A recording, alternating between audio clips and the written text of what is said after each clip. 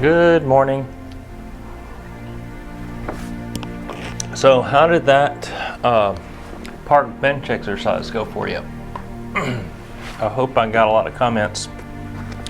Today I want us to do an exercise together. Just read it today, or maybe this was yesterday that I read it, but haven't really fully gone through this exercise that came from the Spiritual Disciplines Companion. I've been reading this a whole chapter on the spiritual discipline of service. That's the one we haven't done on our list of spiritual disciplines, and this one will get us warmed up, I guess. Jen Johnson gives us this assignment: reread John 13, 1 through 17. Imagine Jesus tenderly washing your feet and loving you dearly. Okay, we're going to do that. And then afterwards, imagine Jesus washing the feet of those you serve. See yourself holding the towel for Jesus and handing it to him. Okay, so John 13, here we go.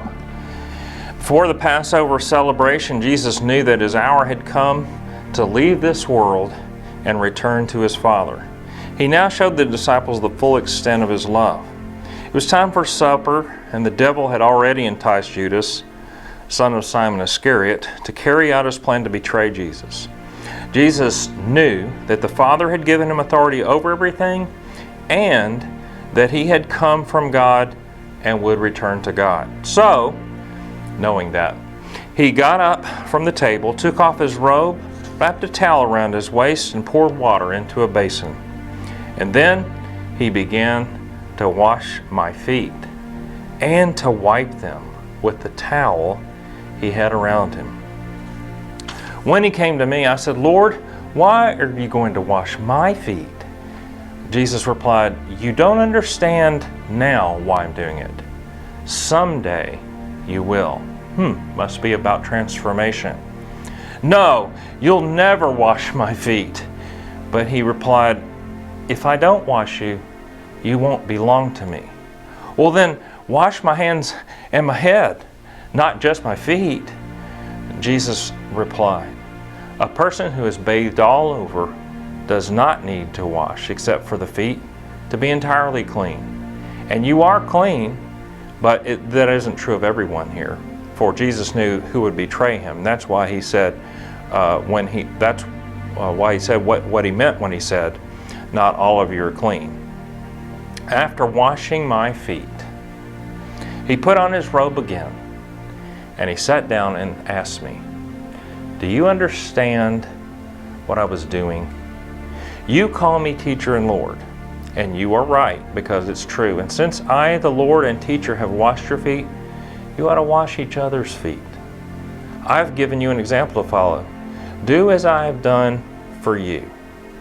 How true it is that a servant is not greater than his master, nor are messengers more important than the one who sent them. You know these things, now do them. That is the path of blessing." So, my friend, do you see Jesus taking that towel, pouring that water out, taking off his robe? You're going, what?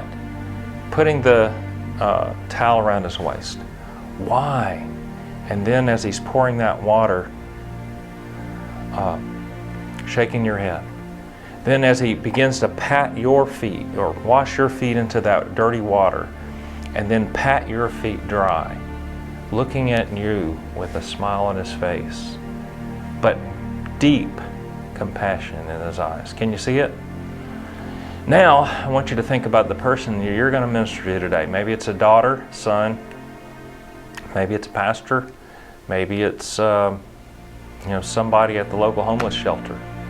The next person that you see, I want you to see not just yourself ministering to them, but Jesus washing their feet and you holding the towel. See if it doesn't make a difference in the way that you minister.